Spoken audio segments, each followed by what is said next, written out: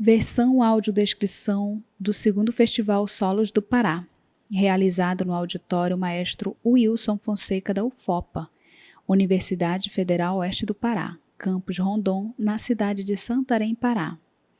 O ator e diretor Alberto Silva Neto apresenta o solo Momo. O espetáculo é uma criação dele, com o acompanhamento psicopoético da atriz e diretora Vlad Lima, responsável pelo projeto Clínicas do Sensível, que retrata a relação entre Alberto e o próprio pai, Eduardo. Alberto é um homem branco, de estatura alta, com cabelos curto e grisalho, vestido com uma camisa de botões e calça preta. Usa um sapato marrom escuro. O espetáculo é apresentado no palco com a presença da plateia, onde estão sentados nas cadeiras em formato de um semicírculo. Ao lado esquerdo do palco há uma maca preta e uma mochila sobre uma cadeira branca de plástico. O espetáculo inicia com Alberto sentado em uma cadeira no semicírculo junto com a plateia. Sejam bem-vindos. Mas voltando ao texto do Brecht, né? Ele diz que isso pode acontecer em qualquer espaço, por exemplo. Vocês estão vendo que nós hoje estamos aqui reunidos e talvez vocês tenham vindo, alguns de vocês tenham vindo achando que vocês iam estar aqui, nessa plateia, e o ator estaria no palco. No entanto, nós estamos todos juntos aqui. Boa noite. Sejam bem-vindos. Olha, senta aqui, ó. Senta aqui, ó. Fica pertinho de mim. Tudo bem? Muito prazer. Então, isso pode acontecer em qualquer lugar. Pode acontecer todos nós aqui nesse palco. Poderia acontecer também se o público estivesse na plateia. Poderia acontecer no palco da nossa Casa de Cultura de Santarém, ou no palco do nosso Centenário Teatro da Paz lá em Belém, ou no palco do Centenário, igualmente Centenário Teatro Amazonas em Manaus, ou num teatro experimental, ou numa praça pública, ou embaixo de uma árvore, ou numa parada de ônibus. O teatro contemporâneo hoje, ele consegue se estabelecer em qualquer espaço. O importante, e isso é o que me faz pensar, e eu confesso a vocês que também me emociona um pouco, é pensar que em qualquer circunstância, seja qual for o gênero de teatro, o ator é aquele que tem algo a apresentar. Então ele é aquele que entra e mostra alguma coisa em público. Agora que vem a grande sacada do Brecht. O ator é aquele que mostra, mas não apenas aquele que mostra. É aquele que é capaz de mostrar que ele está mostrando. Percebe? O ator é aquele que mostra para o espectador que ele está mostrando. E ao fazer isso, ele pode até representar um personagem, ele pode estar caracterizado com o figurino de um palhaço, ou de um rei, ou de um mendigo, mas ele não deve permitir que o espectador, que o público, confunda a sua pessoa com o personagem. Ou seja, nesse modo de pensar teatro, o espectador deve ver o personagem, mas ao mesmo tempo ele nunca deve perder de vista a consciência de que existe uma pessoa que está fazendo aquele personagem. A pessoa do ator. Isso para eu chegar no Sol dos Palhaços, muitas vezes, o nome me parece por mim.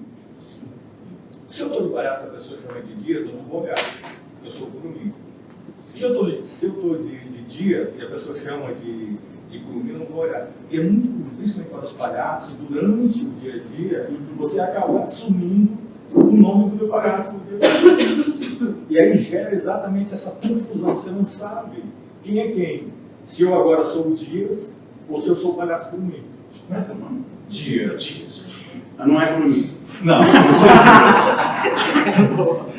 Dias. Uma coisa interessante, legal você dizer isso, mas olha uma coisa interessante. Quando eu vejo um personagem em cena, se eu sou o público que está numa plateia, eu não acredito que aquele personagem seja ele mesmo. Eu sei, como espectador de teatro, porque eu sei que eu estou no teatro. Eu sei que eu estou vendo uma cena, mesmo que seja na rua. Então, o espectador, ele é consciente o tempo inteiro de que existe um Dias por trás do Curumim. Ele pode não te conhecer, ele pode não saber o seu nome, mas quando ele vê você fazendo um palhaço, quando eu vejo o Efraim fazendo o felpudo, eu vejo o felpudo porque ele tem uma gestualidade, ele tem um modo de se relacionar, ele tem um certo senso de comicidade. Mas eu, como espectador, eu não perco a consciência de que existe um ator por trás, que mostra o ator, que mostra o personagem. E aí o que o Brecht vai nos ensinar? Escuta só. O Brecht vai nos dizer que isso é muito importante, porque isso faz com que o espectador esteja consciente desse jogo de representação. Então, o que a gente está dizendo aqui, na verdade? Que o espectador, ele deve ter consciência da pessoa do ator o tempo inteiro. Ele deve ter consciência de que o ator que faz o personagem, o Curumim, o Felpudo, o Hamlet, o ator, ele está como pessoa, ele está por trás daquilo que ele mostra. E se ele é uma pessoa, isso que me toca no pensamento do Brecht, ele é uma pessoa igual a cada uma que o assiste. O ator é igual a cada pessoa que o assiste. Com as suas, vou usar uma palavra bonita agora que eu aprendi, com as suas idiosincrasias. Com as suas singularidades, com as suas características como pessoa, com seus defeitos, com seus medos, com suas paixões. Alberto, a gente poderia até dizer que o espaço do teatro ele é um espaço onde é muito mais possível essa distância entre o que está mostrando, o que mostrar e o público, seria, eu identifico como um espaço da crítica, do pensamento crítico, né?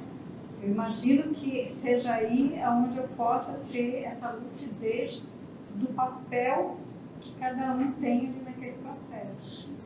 E o teatro, estou fazendo um paralelo agora, por exemplo, com a televisão, né? Com as telenovelas e tal. Esse pensamento que tu tem em relação ao teatro, quando tu está dentro do teatro, é uma coisa que tu tem bem menos quando tu é um público da televisão. Sim. Que a confusão entre personagem e ator se dá com muito mais intensidade do que quando tu está dentro do teatro. Exato. E é por isso que eu acho que isso é uma coisa... Alberto fica de pé. Isso precisa ser dito. Porque o ator não costuma ser, na maioria das vezes, aquele que se mostra diante do público sem disfarce. sem máscara.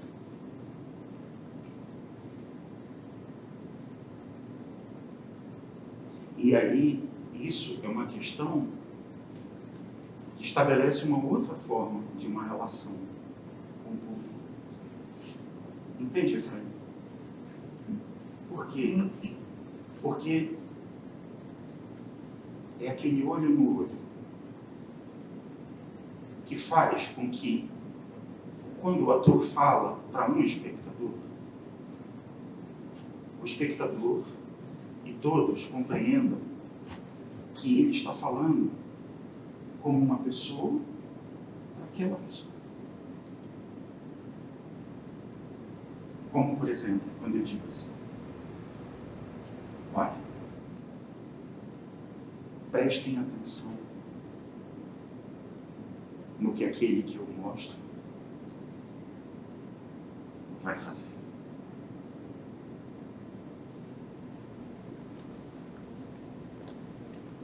Alberto caminha lentamente em direção ao lado esquerdo do palco.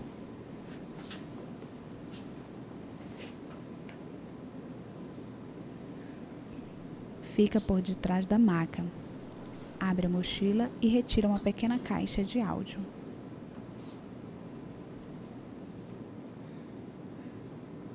Isso aqui é o sistema de som do espetáculo.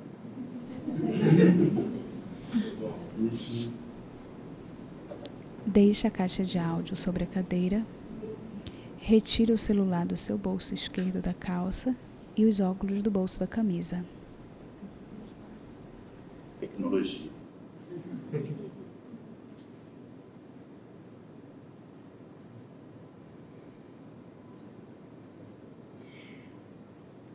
O artista mais importante da minha vida, desde a minha pré-adolescência, um grande artista, um grande homem da cultura brasileira, chama-se Caetano Veloso. Então eu vou começar com ele.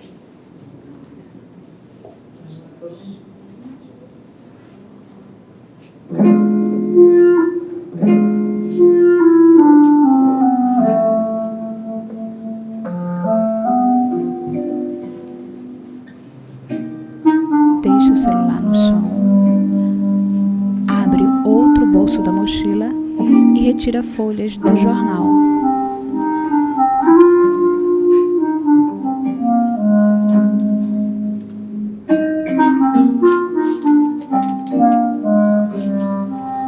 A qual estão coladas formando uma única folha do comprimento da maca.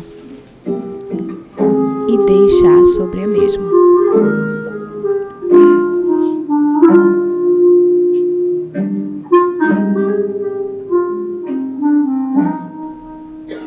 Tira seus óculos e coloca no bolso da camisa. Sou um homem comum, qualquer enganando Abaixa, verifica o celular, em prazer. levanta e retira um pincel atômico do bolso direito da sua calça. Mas o meu coração de poeta projeta-me O meu pai se chamava Eduardo. Desenha um círculo na folha do jornal. Eduardo Araújo e Silva. E ele era filho de Alberto da Cunha e Silva, o meu avô paterno, que eu não conheci, e morreu quando eu tinha apenas 1 ano e meio, mas foi de quem eu herdei o nome e me tornei Alberto da Cunha e Silva Neto. O meu pai, o Eduardo, abandonou engenharia civil para ser jornalista. Eu abandonei engenharia civil para ser ator. O meu pai era um homem Continua a de desenhar estatura o mediana. formato de um Ele tinha corpo. 1,72 m, mais ou menos, mas ele era, na vida adulta, ele era um homem gordo. como ele mesmo gostava de dizer, com a sua voz grave, inconfundível. A Lila deve lembrar. Lembra do Eduardo, Amado? Então, o Eduardo, ele gostava de dizer assim: são 106 quilos de maldade. Meu pai tinha esse comportamento que é geracional, né? Era um homem com aquele jeito de machão, né? Era um homem muito conservador, né? Machista pra caramba, né? E tinha essa voz grave que era... Começa a rasgar que a folha era do jornal assim, uma característica muito no marcante contorno do dele. desenho. Todo mundo reconhecia e falava muito dessa voz grave do meu pai, até porque ele era uma pessoa de um temperamento muito difícil. Era uma pessoa difícil de lidar. Tanto que quando eu era pequeno, eu e minhas irmãs, nós tínhamos medo do meu pai. Eu tinha medo da voz do meu pai. Eu lembro até hoje o tom da voz dele quando ele me chamava, aborrecido. Ele falava: Alberto! Alberto! Era o tom da voz do Eduardo. Mas isso também era uma grande defesa que ele tinha, porque junto com esse temperamento muito difícil, ele era uma pessoa doce, amorosa, e só quem conhecia ele mais de perto sabia disso.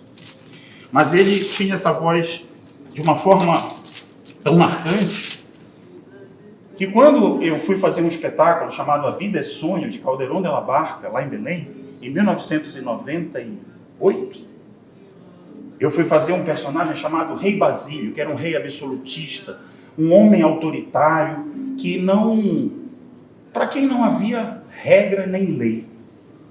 E eu falei: como é que eu vou construir esse personagem?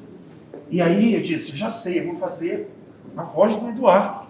Então o Basílio entrava em cena, na primeira cena, e dizia: sobrinhos, dai-me os braços. E aí o Basílio era mostrado para o espectador, mas o espectador não sabia que por trás o Alberto, ator, só estava fazendo, mostrando o seu próprio pai.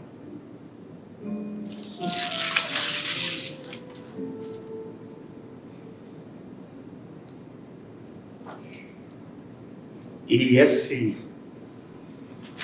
temperamento difícil do meu pai sempre foi uma coisa muito difícil de lidar para as outras pessoas. E isso fez com que o Eduardo fizesse muitos desafetos ao longo da vida. E isso atrapalhou muito a vida dele, porque ele não tinha papa na língua e ele batia a porta na cara de mãe, de filho, de mulher, de patrão.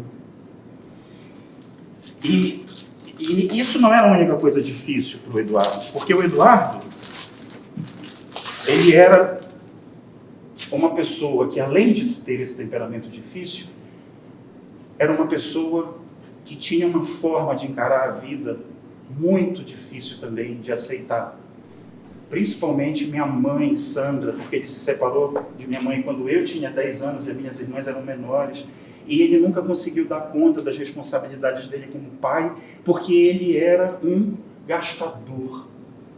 Era aquela pessoa que não tinha limite. Era um perdulário da vida. O meu pai estava sempre fazendo projetos que sempre iam dar certo, faziam um sucesso imenso e nunca faziam. E ele, o mais grave, é que ele sempre gastava o dinheiro que ele ainda ia ganhar. Isso fez com que meu pai tivesse problemas muito sérios financeiros ao longo da vida. Isso também se agravou com uma outra coisa que nós tivemos que lidar e que, com o tempo, eu fui percebendo o quão grave era. É que o meu pai bebia muito. Bebia muito. E aí vocês imaginam uma pessoa com esse temperamento, uma pessoa que não conseguia gerir sua própria vida e alcoólatra. Nos últimos anos, o meu pai perdeu completamente o controle sobre a vida dele. Ele já não conseguia mais manter a sua própria casa. Ele foi morar na casa da minha tia, da minha querida tia Lúcia, que cuidou dele nos últimos anos de vida, porque com a bebida e com essa coisa de não permitir que ninguém pudesse dizer nunca nada, eu não conseguia conversar com meu pai. E ele foi ficando num estado cada vez mais grave. E ele contraiu uma cirrose hepática, que ele evidentemente não tratava. E isso foi se agravando, de um modo irreversível. Até que, no dia 20 de abril de 2007, Alberto empurra a maca para frente, mostrando o formato de um corpo feito pela folha do jornal, deitado na maca.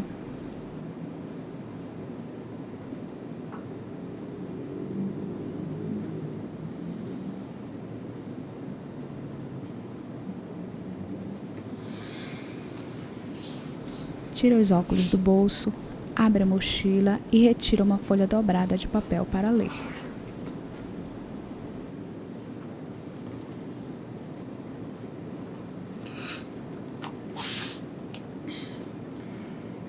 Manhã do dia 21 de abril de 2007.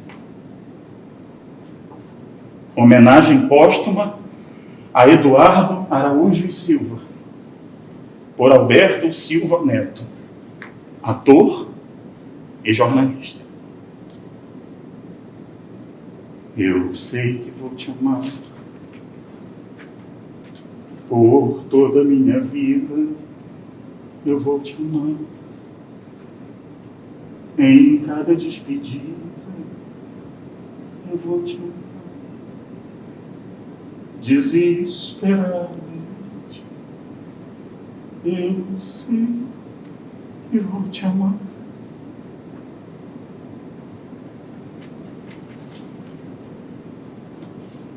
Nós, atores, somos bichos estranhos que não recusam uma plateia, mesmo que seja velando o corpo do próprio pai. Mas não é simplesmente por vaidade de ator que eu faço isso aqui e agora. É porque eu devia essas palavras a mim e a ele. Eu nunca esquecerei deste acontecimento na vida de minhas retinas tão fatigadas. 20 de abril de 2007. Daqui para frente, essa vai ser uma data impossível de esquecer. Como é impossível para cada um de nós aqui presentes ignorar, por bem ou por mal, que Eduardo Araújo e Silva passou por esta vida.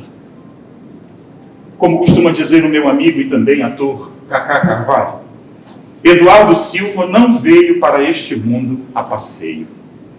Muito pelo contrário. E tantas de suas brilhantes realizações como jornalista e produtor cultural são prova irrefutável disso. Mas a verdade é que eu não pude atravessar esta noite sem me lançar ao desafio de homenagear o meu pai, fazendo, ou melhor, tentando fazer aquilo que ele fazia como poucos. Escrever com mestria. Eu lembro com muito carinho, e agora com saudade, quando eu, ainda apenas um jovem aprendiz de jornalista, ficava fascinado de vê-lo sentar na máquina e redigir, sem rasurar uma vírgula sequer, textos de 1, 2, 3, 10 páginas. Era incrível, gente. Ele elaborava mentalmente, sempre o cigarro apoiado no cinzeiro e um café. E ele elaborava mentalmente. E a escrita vinha pronta, como se fosse uma mágica. Essa é apenas uma das tantas coisas que sempre me encantaram no Eduardo. Eu amava muito o meu pai. Principalmente depois de ouvir o meu psiquiatra, o meu primeiro psiquiatra, dizer que filho de pais separados desde os 10 anos, a maneira que eu encontrei de ter o meu pai perto de mim foi tentar ser igual a ele. Teimoso, orgulhoso, arrogante, não raramente grosseiro com as pessoas, o eterno dono da verdade. E eu devo confessar, com uma certa atitude autodestrutiva. Mas querem saber de uma coisa? Apesar de tudo, eu sinto muito orgulho de ser parecido com o meu pai. E a partir de hoje tenho certeza, eu serei mais Alberto da Cunha e Silva Neto do que nunca. Ser intensamente o que se é. Isso não é uma coisa tão fácil quanto parece.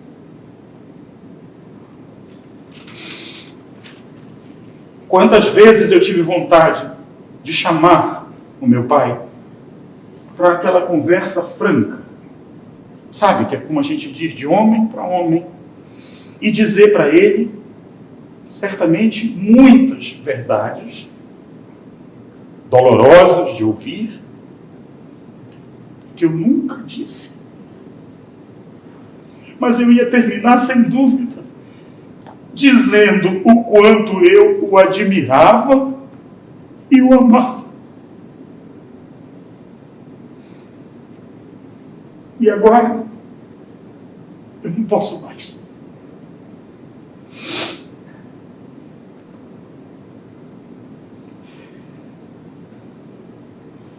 Digam-me vocês, quantas vezes cada um de nós aqui não ouviu do Eduardo uma tremenda grosseria, uma crítica feroz, ou até uma solene tolice, quase infantil?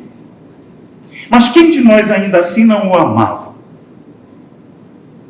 Porque para quem ama o milagre da vida humana, como não amar também o homem criativo, espirituoso, divertido, generoso que ele era? Sim, meus amigos, Eduardo Araújo e Silva viveu apenas 64 anos. Provavelmente muito menos do que ele poderia ter vivido, mas ao mesmo tempo com uma intensidade que muitos de nós jamais ousaríamos desejar. E quem pode julgar? Como diz o verso do grande Rui Barata, quem pode um homem julgar?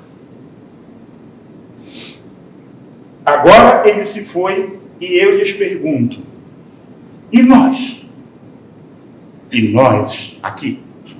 O que nós temos feito das nossas vidas efêmeras e breves? Brevíssimas.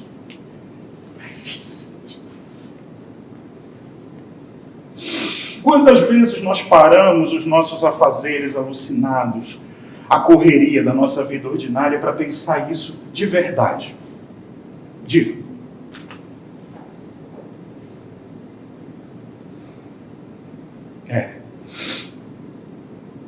É melhor calar.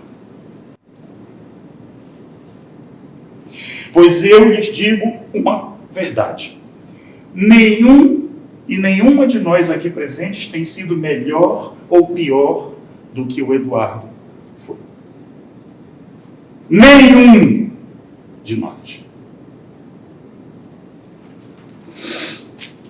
eu gostaria muito de agradecer aqui, do fundo da minha alma, a essas pessoas da nossa família, que tanto se dedicaram durante anos à tentativa de fazê-lo viver mais ou melhor. Em primeiro lugar, a minha querida tia Lúcia, essa joia preciosa que uma força misteriosa colocou na nossa família. E ao tio Ronaldo, aos meus primos Otávio, Cláudia e Ângela, aos amigos Sofia e Carlos Freire, sempre presentes, ao primo José Wilson, que pagou a cremação do meu pai, e ao brilhante e incansável médico e amigo Paulo Soares, que cuidou por anos do Eduardo até o fim, e que hoje é o meu médico.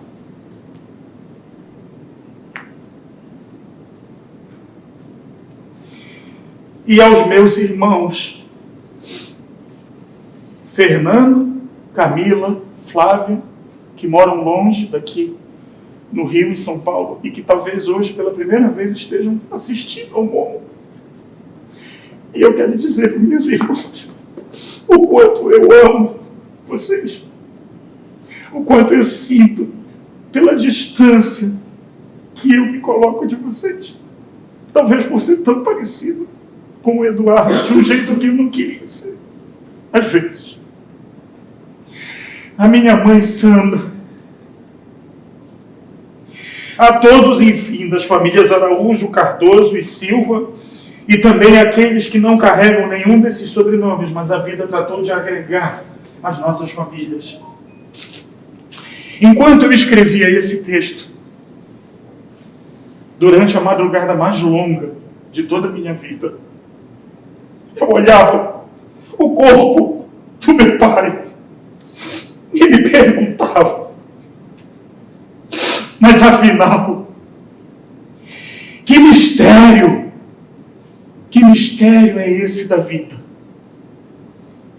E a única resposta que eu encontro até agora é de que só existe sentido exatamente porque não há resposta. E eu lembro todos vocês, nós ficamos aqui. Nós não morremos. Então, vivamos, mas nunca esquecendo de carregar no coração a pergunta que uma vez eu ouvi de um outro amigo e também um grande homem de teatro em Belém, que foi Luiz Otávio Barata. Um dia, sentados numa mesa de bar, com dezenas de garrafas de cerveja vazias, que hoje eu não bebo mais. Eu não bebo mais. Eu não bebo mais. O Luiz Otávio olhou para mim e falou: Alberto, eu só me pergunto, até quando?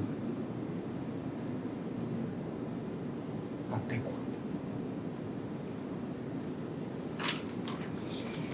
E eu encerro confessando a vocês que tudo isso que eu fiz agora talvez seja apenas pela imensa necessidade que eu sinto de aqui, finalmente, descortinar a minha alma e fazer uma coisa que até agora eu não consegui fazer: chorar com coragem e dor, mas também com todo o amor que houver nessa vida, a morte do meu pai. Saudações a vida. Ao terminar de ler, dobra o papel, levanta-o para o alto com a mão direita e guarda na mochila. Volta a sentar na cadeira, chorando.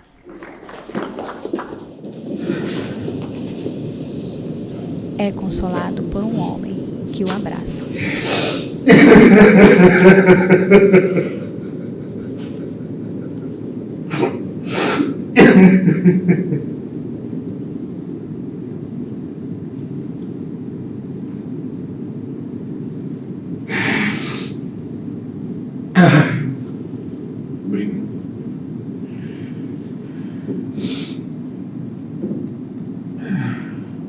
Tinhas razão.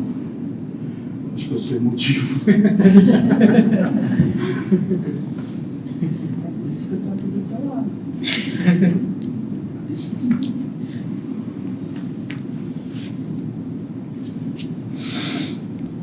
Para de chorar e observa a todos.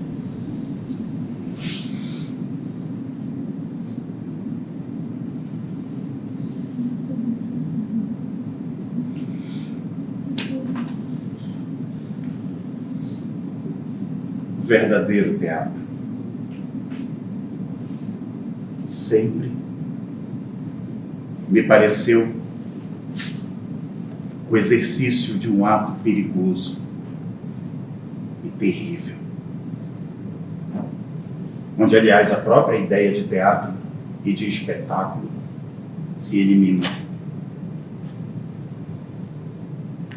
O teatro é esse estado, é esse encontro, onde nós podemos Alberto nos fala apropriar apontando com a mão esquerda da para a maca. anatomia de um homem. E através dela, curar a nossa vida. Nós não temos nada a ver nem com a arte, nem com a beleza. O que nós procuramos é a emoção interessada. Um certo poder de deflagração, ligado aos gestos. Com a mão direita bate repetidamente em seu peito. Para e estica sua mão em direção à maca. A realidade vista ao mesmo tempo pelo direito e pelo avesso. A alucinação escolhida como principal Alberto abre meio seus braços. dramático. Nós queremos chegar a isso. Que cada espetáculo seja um jogo profundo. É isso.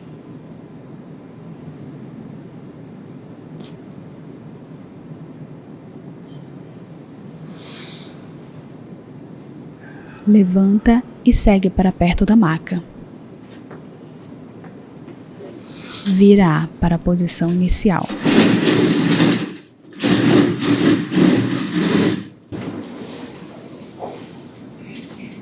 Algumas semanas depois que o meu pai morreu,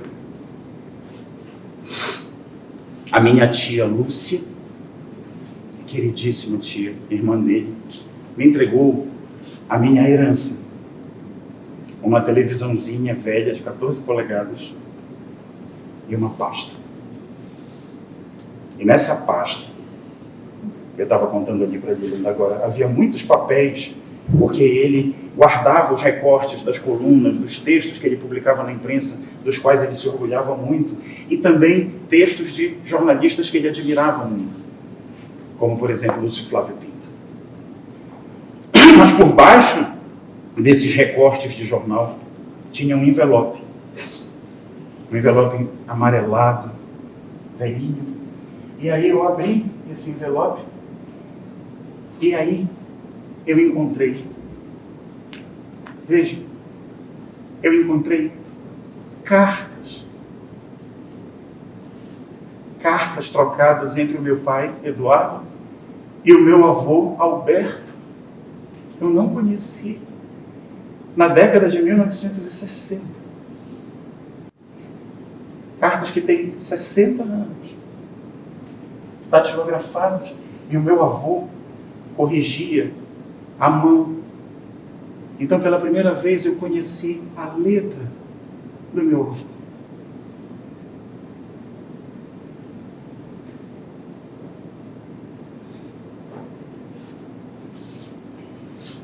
Vira-se para o lado, abre a mochila e retira cartas antigas num papel amarelado. e coloca-as sobre a maca.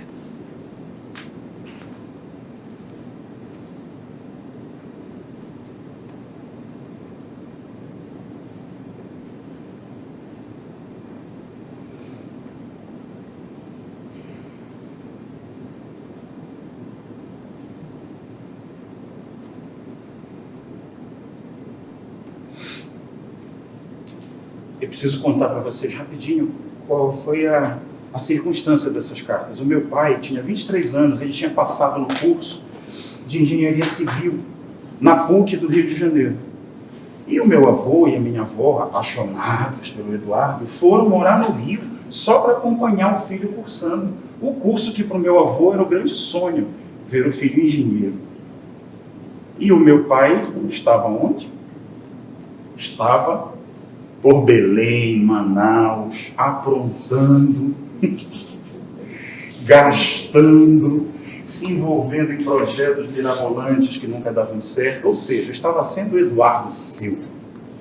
Então as cartas é o meu avô do Rio perguntando quando meu pai vai voltar para as aulas, que ele está perdendo, e o meu pai respondendo, tentando explicar com perdão da palavra, as cagadas em que ele estava. O meu pai, ele Alberto também foi um Celular está grande no chão. produtor cultural da cidade de Belém. Produziu grandes artistas locais e artistas nacionais também. E ele gostava muito de música. E ele tinha uma grande cantora brasileira que ele, claro, com aquele jeito dizia, é a maior cantora do Brasil. E eu dizia, não é a Elis Regina. Aí ele se virava para mim e dizia, Elis Regina não canta, ela grita. Não dava nem para responder um argumento desse. Mas vamos combinar que a grande cantora da vida do meu pai também era imensa como Elis. E vejam, o Eduardo realmente, como diz o Cacá Carvalho, não veio nesse mundo a passeio, porque ela era amiga dele. Amiga a ponto de, reza a lenda, que quando ele estava sofrendo de dores de amor, ele ligava para ela e ele pedia, e ela cantava para ele no telefone para acalmar o coração de um Eduardo ferido. Vocês acreditam? Ajusta a caixinha de áudio. E essa cantora amiga do Eduardo era a grande Elisete Cardoso, a divina.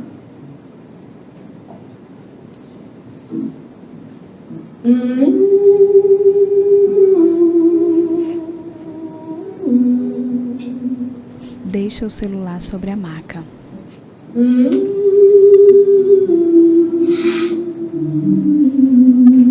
Coloca a mochila e a caixa de áudio no chão. Pega a cadeira e posiciona atrás da maca. Senta-se e começa a leitura de uma carta.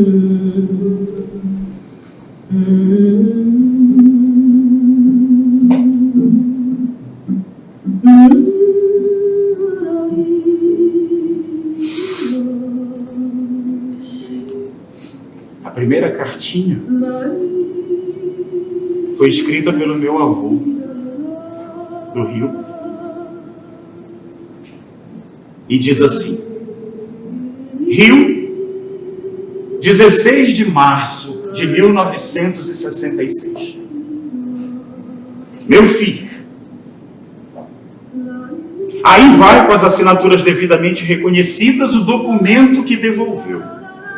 A sua resolução, ficando aí, parece-me a mim ser mais uma tolice a juntar-se àquelas que têm praticado por julgar saber o que está fazendo. Até o ano passado, Eduardo, eu lhe aconselhava a que estudasse algumas horas e reservasse outras para diversões. Hoje, que já conta 23 anos, eu lhe aconselho a estudar 24 horas por dia, não reservando mais nenhum minuto para diversões. Porque se assim não o fizer, não adiantará cursar faculdade nenhuma. Nem a PUC no Rio de Janeiro, nem a UFPA no Pará, nem a da Ilha das Onças, nem a do Mosqueiro, nem a de Carananduba e nem até a Ilha dos Periquitos. Enquanto você viver nessa indecisão, não sabendo o que quer, provocado pela obsessão de arranjar dinheiro a todo custo, visando advertimentos, você vai eliminando criminosamente os elementos básicos que lhe asseguram o futuro com que tanto eu sonho para você. É uma pena você não aceitar, nem ao menos examinar com o devido carinho os conselhos do único amigo verdadeiro que possui. Bonito isso.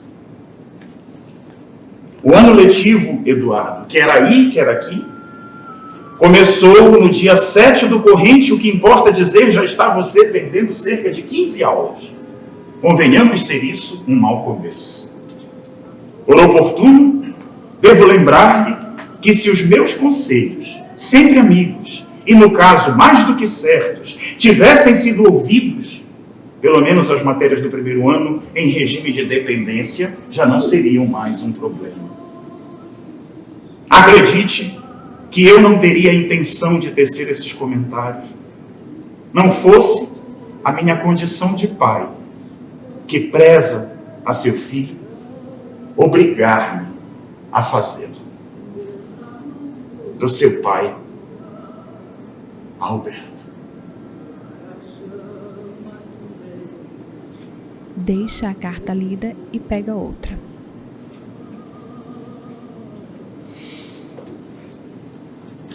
A carta, 16 de março.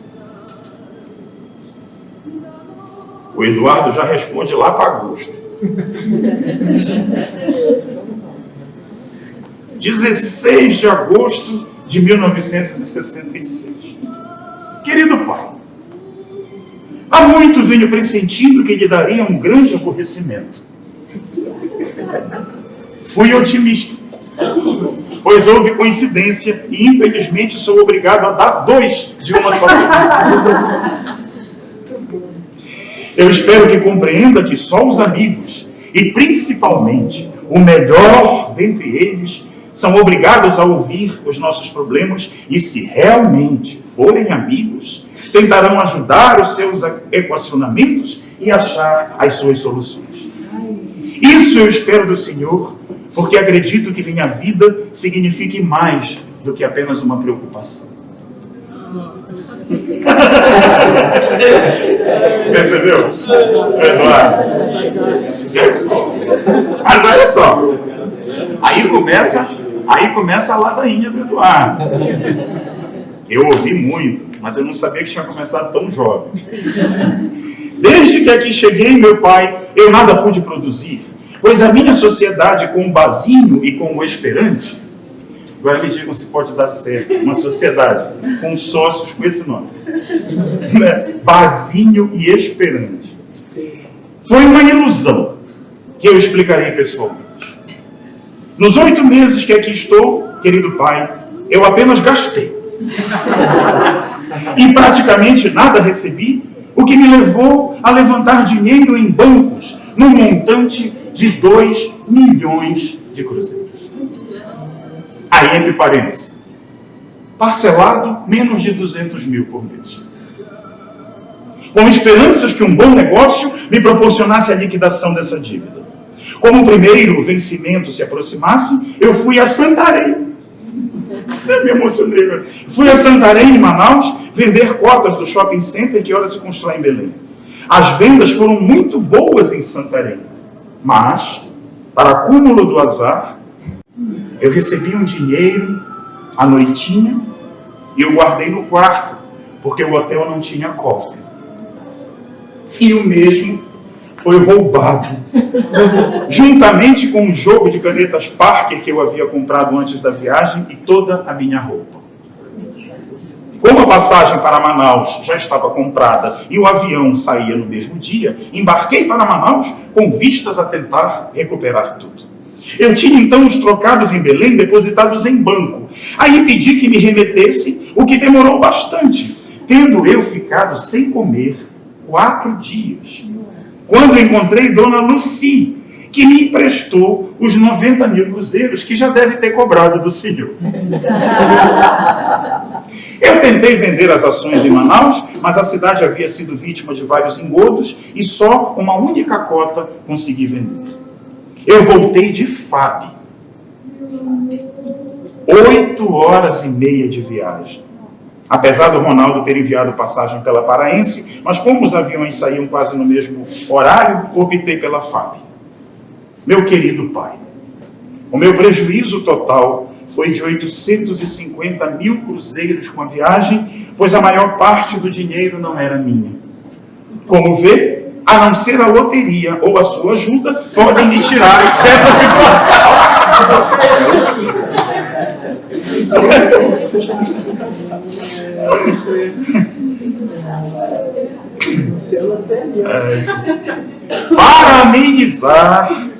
Para amenizar o sério problema em que me vi envolvido, ou que me envolvi, dirá o Senhor, eu acredito que eu mesmo tenha meios para contornar tudo dentro de pouco tempo.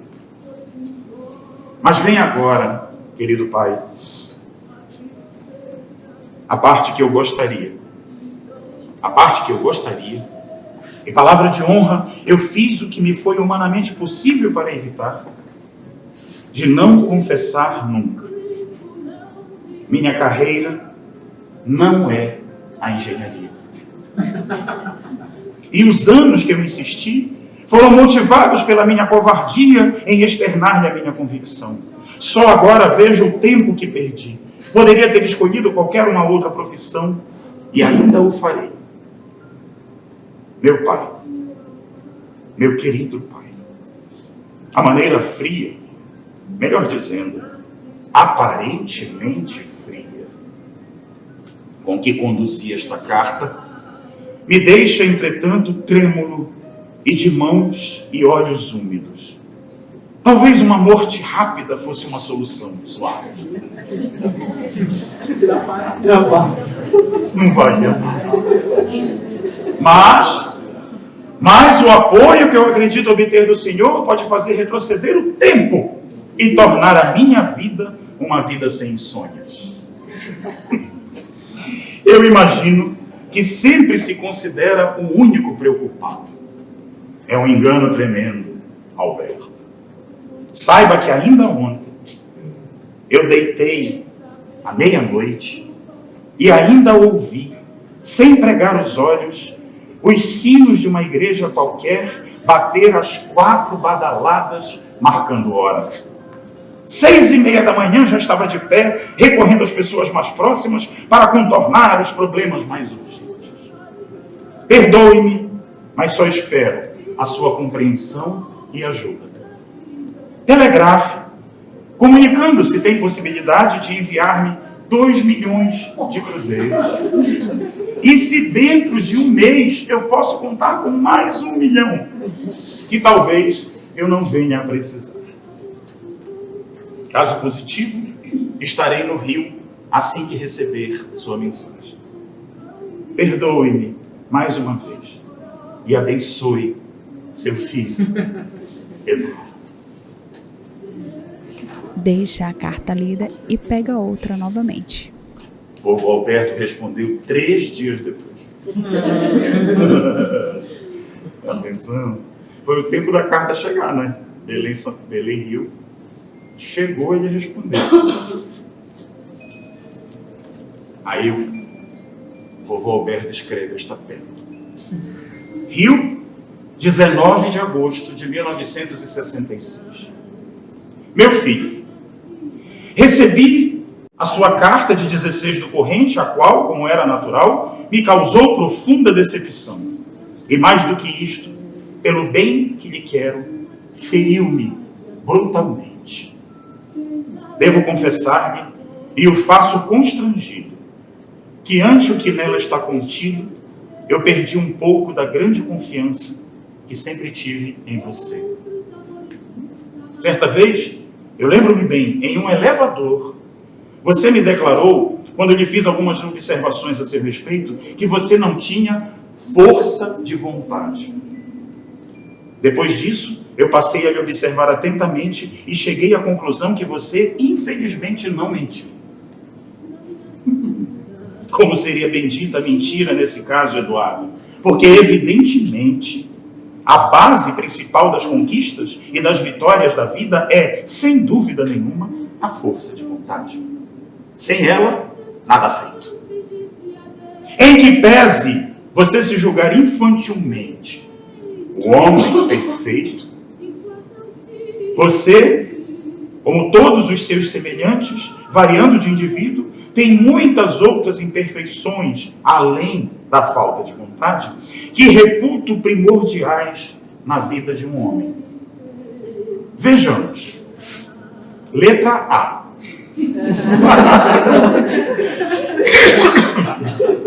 Letra A. Nos negócios, Eduardo, você peca pela falta de visão, fator considerado preponderante. Letra B. Em todo negócio, meu filho, há os prós e os contras. Mas você insiste... Vou ler de novo. Em todo negócio há os prós e os contras, mais estes do que aqueles. Mas você ignora ou parece ignorar inteiramente os contras. Letra C.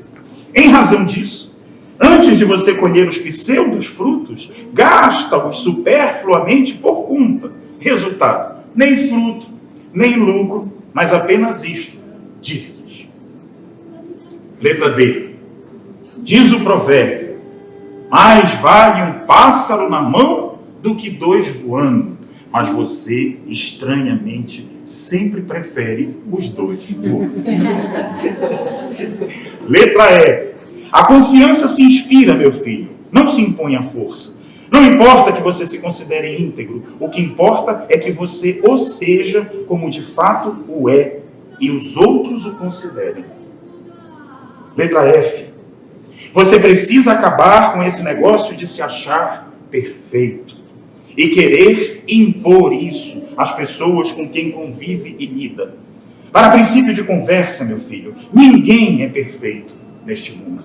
Na maioria das vezes, nós somos julgados por nossos semelhantes. Então não adianta sermos honestos se os outros acharem que não somos. Devemos sim, através dos nossos atos e ações, mostrar-lhes o que de fato somos. Letra G. Aqui eu fiquei fã do meu avô aqui. Letra G. Uma coisa também é importante para o homem. É preferível passarmos por bobos sendo sabidos do que por sabidos sendo bobos. Letra H. Qualquer pessoa, Eduardo, de mediana inteligência, sabe que o saber é a principal fortuna do ser humano. Que para conquistar essa fortuna, há mister de um indivíduo se debruçar em cima dos livros, meu filho. Dia e noite, desenvolvendo e aprimorando a inteligência. Porque sem o saber, tome nota e não esqueça nunca, o homem não passa de um eterno pigmeu.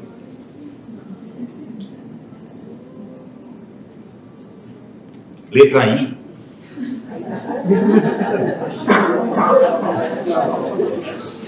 Odiernamente, só o homem de posse de um pergaminho, em geral, é respeitado e considerado intelectualmente falando. Letra J. Só existe mérito quando o indivíduo se capacita de sua condição e se limita a elas. Se a gente é pobre, tenta melhorar. Mas se não consegue como o desejaríamos, devemos nos conformar com a situação até que ela melhore, caso possível.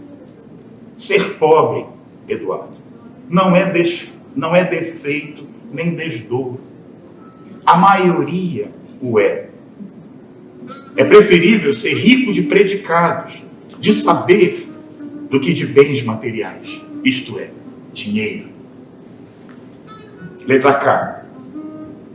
Você precisa vezes parece que o meu avô está falando comigo.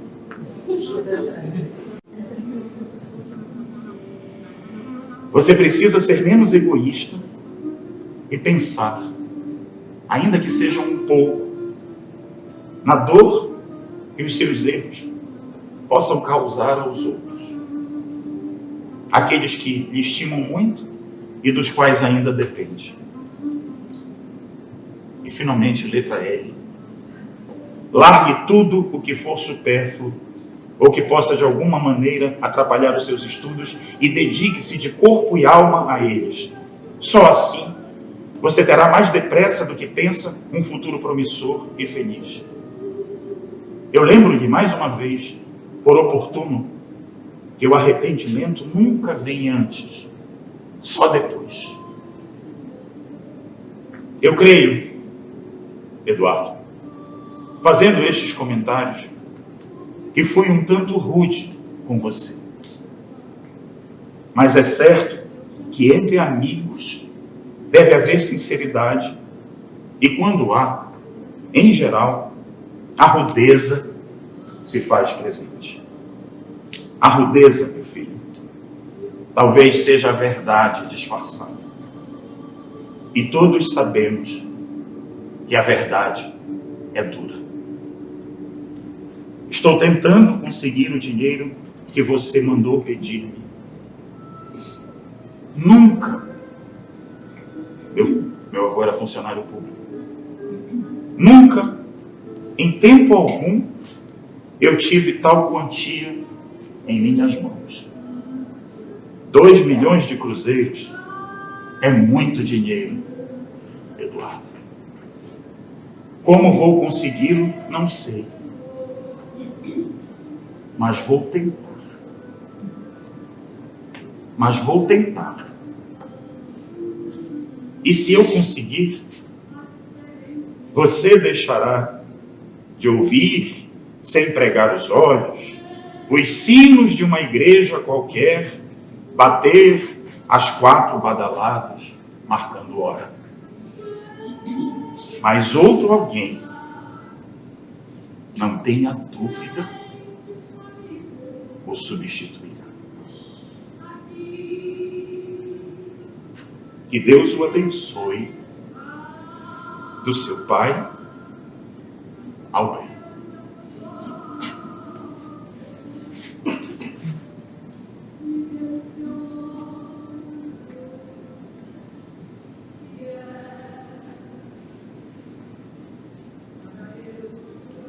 Alberto recolhe as cartas.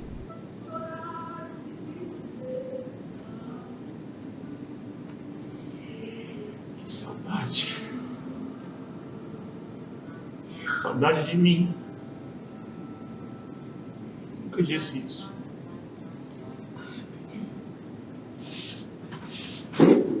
Levanta da cadeira, guarda as cartas na mochila,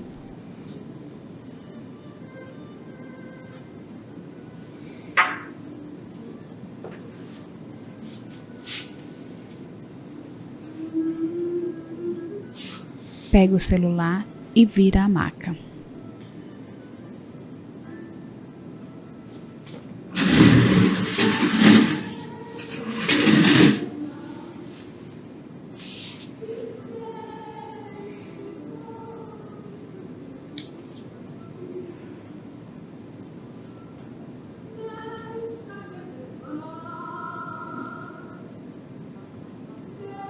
Então,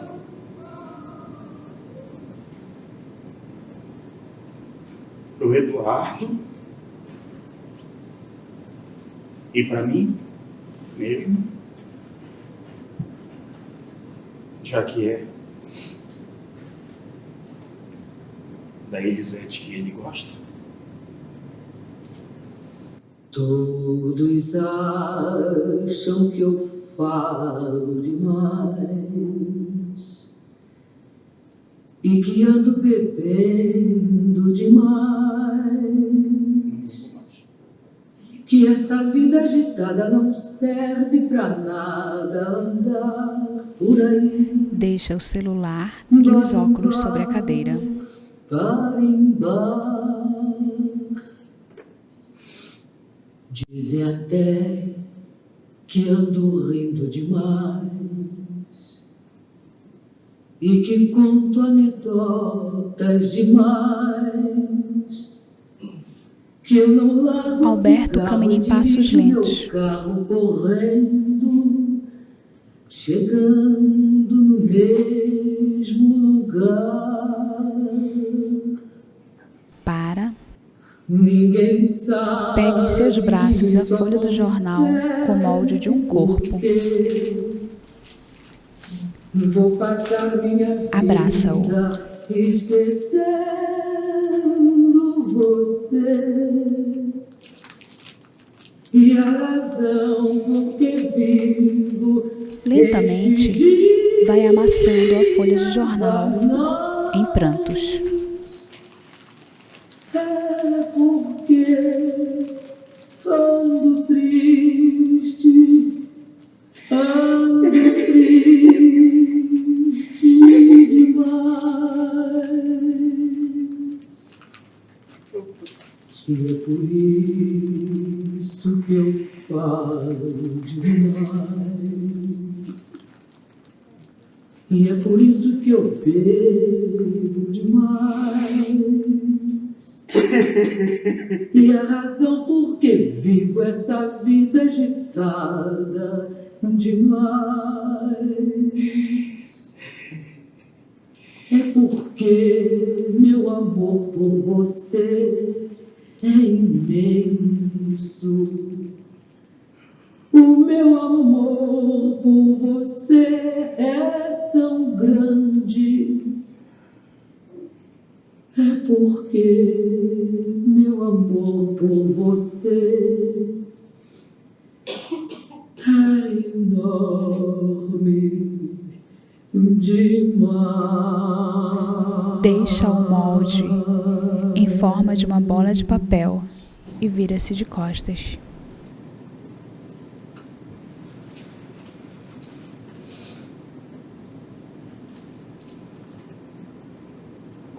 Tira de sua mochila um recipiente.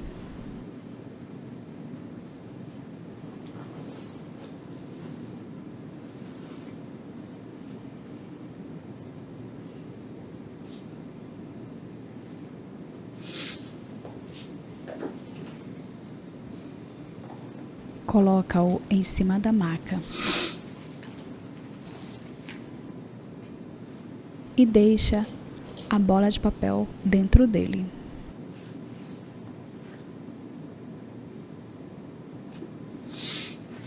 Afasta-se e senta na cadeira no semicírculo.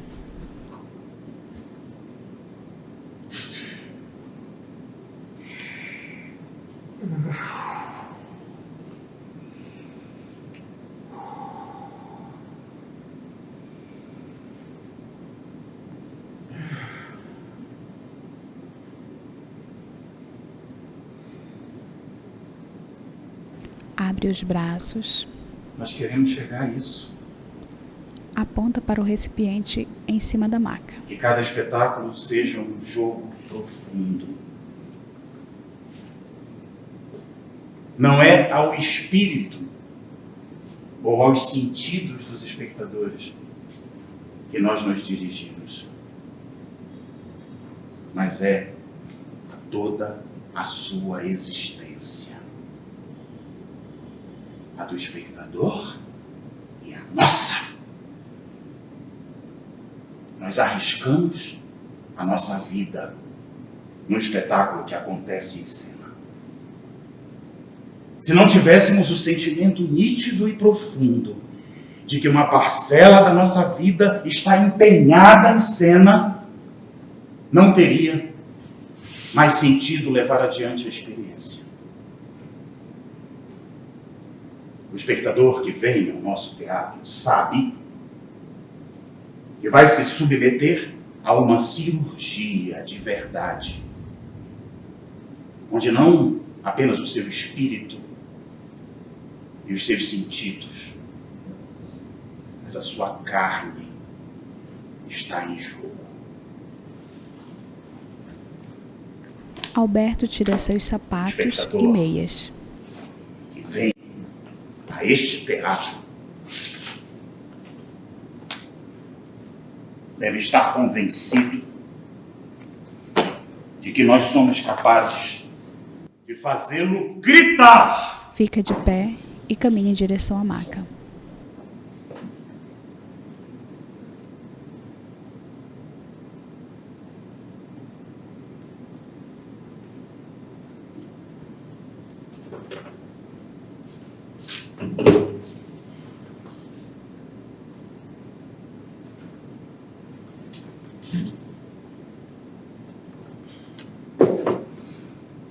Depois que eu encontrei e li essas cartas trocadas entre o meu pai, Eduardo, e meu avô, Alberto, eu descobri que eu precisava falar, que eu precisava escrever a minha carta. E eu a chamo de Carta para a Minha Vida. Abaixa, retira de sua mochila uma carta e senta-se na cadeira ao lado da maca.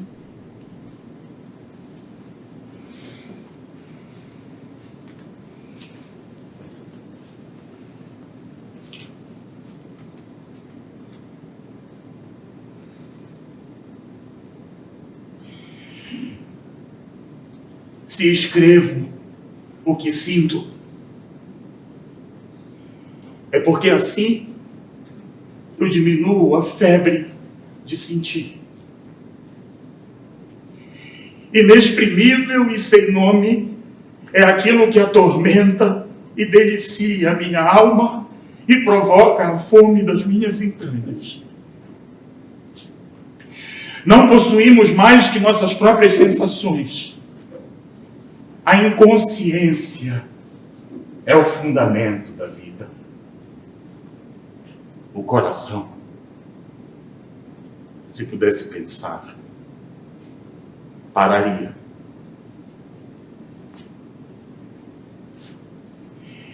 Eu cometi todos os crimes. Eu vivi dentro de todos os crimes. Eu próprio fui nenhum nem o outro no vício, mas o próprio vício pensou, praticado entre eles. Mas dessas são algumas das horas mais arco de triunfo da minha vida.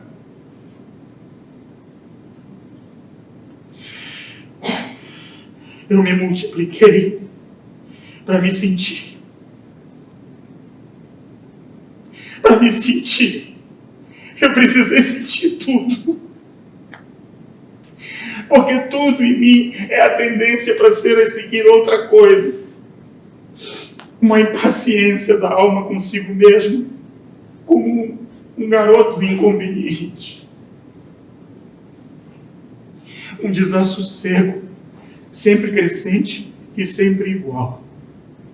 Porque nós nunca nos realizamos. Nós somos dois abismos, um poço fitando o céu. Se o rio é dentro de nós, o rio que eu sou, eu não sei. Ou eu me perdi.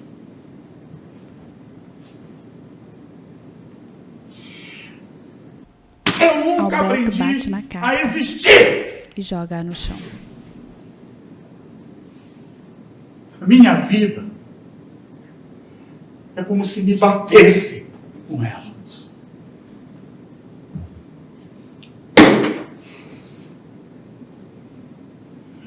Com o dedo indicador direito, coloca sobre a sua cabeça e o esquerdo debaixo do seu queixo, com expressão de desespero. Sou eu. De onde venho? De onde venho? Eu sou Alberto Silva. Alberto abre seus braços. E basta que eu o diga, como só eu sei dizer. E hão de ver o meu corpo voar Ergue seus braços para cima. e se E sua cabeça. espalhar e se juntar em 1000 aspectos diversos. Um novo corpo, no qual nunca mais poderão me esquecer.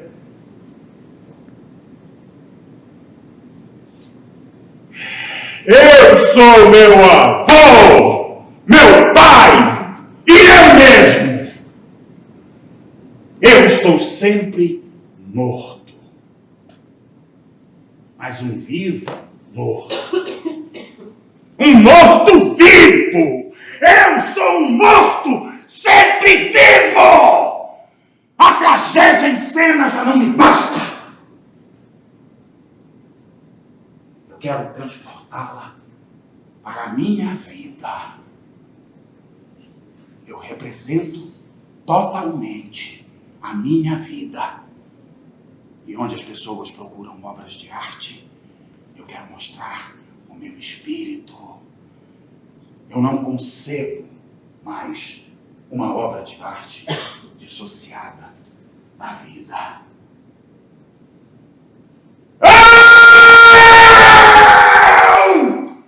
O Senhor Alberto da Cunha e Silva Neto, nascido em Belém do Pará, no dia 23 de dezembro de 1969.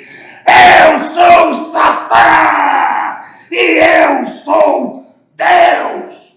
E pouco me importa a Virgem Maria.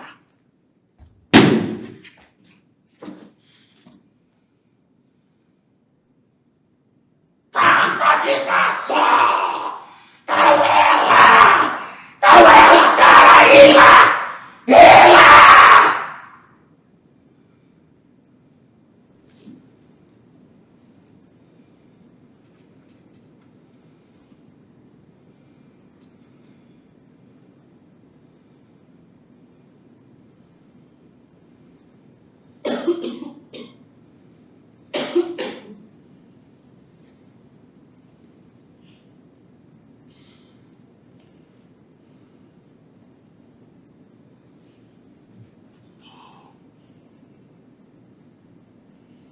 Não me pega no braço. Eu não gosto que me peguem no braço.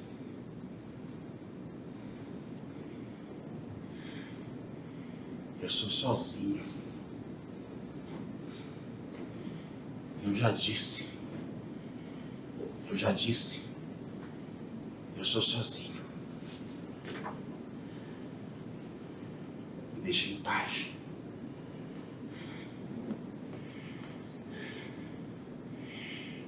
Eu não tardo. Eu nunca tardo. E enquanto tarda o silêncio e o abismo, eu quero estar sozinho.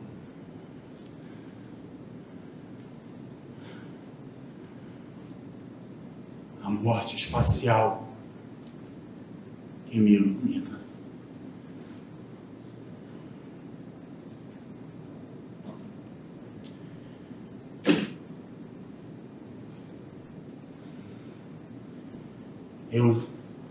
Eu não nasci.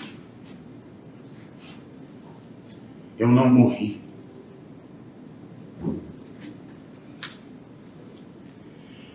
A minha vida, Mila, não tem sentido apenas humano. É muito maior.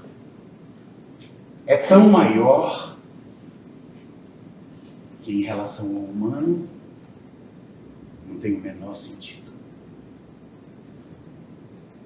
Estar vivo é inumano. O ser é um desaparecimento. É um diz-me de mim. É um diz-me. A vida se me é. E aí, nem eu mais entendo o que eu estou falando. Mas eu adoro.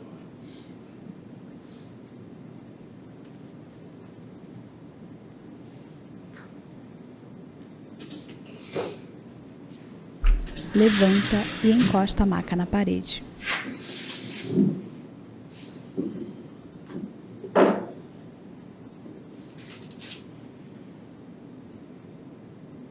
Quando eu era criança, na família do meu pai, eu tinha um apelido. Todo mundo, os tios, os primos, me chamavam de Albertinho. Olha como o Albertinho está grande. Sandra, cadê o Albertinho? Albertinho.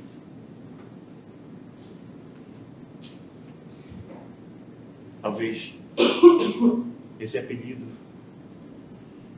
seja aquilo que eu tenho de mais puro na minha vida.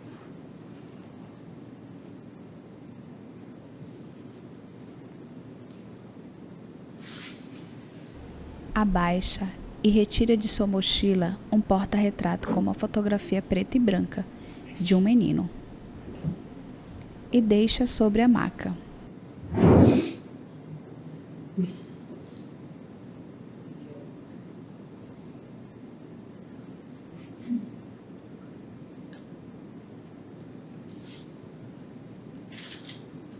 Pega a caixinha de áudio e deixa sobre a cadeira.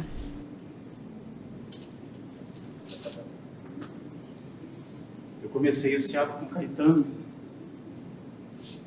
e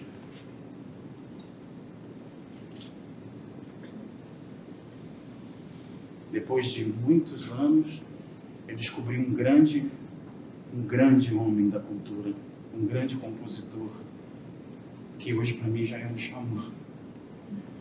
Então eu queria terminar esse encontro com vocês com imensa gratidão por vocês terem testemunhado a minha tragédia pessoal. Aquilo que eu não posso mais calar. E eu queria terminar com Gilberto Gil.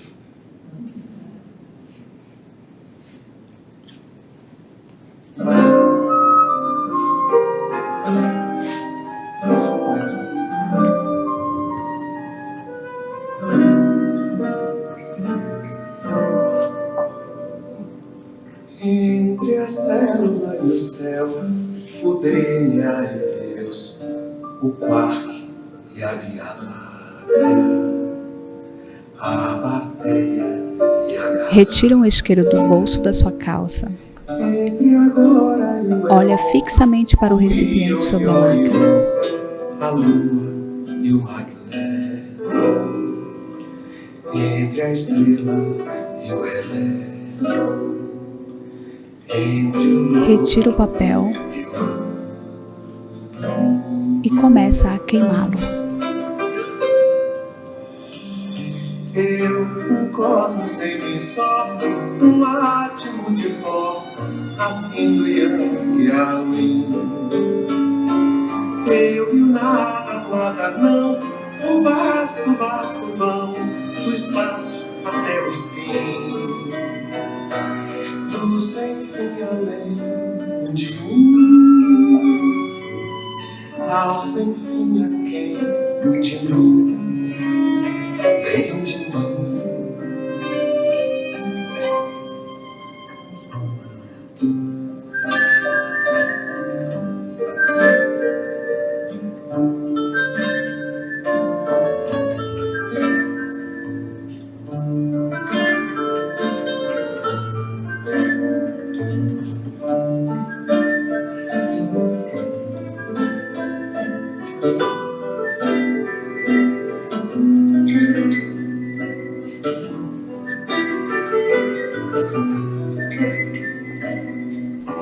Roberto caminha lentamente em direção ao seu sapato. Pega o lado esquerdo, abraça-o e chora. Um cosmos em mim só, um átomo de pó, assim do ião e ao eu e o nada, nada não, o vasto, vasto vão, do espaço até o céu. Volta para perto da maca e senta-se na cadeira. De mim, ao sem fim aquém de mim, bem de mim.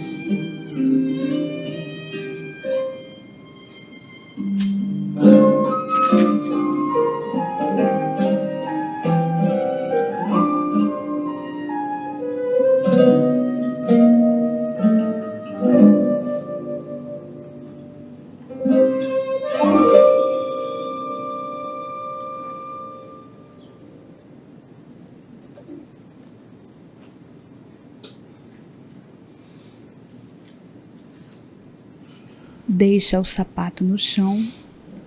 Como diria Bertolt Brecht, era isso que eu queria mostrar.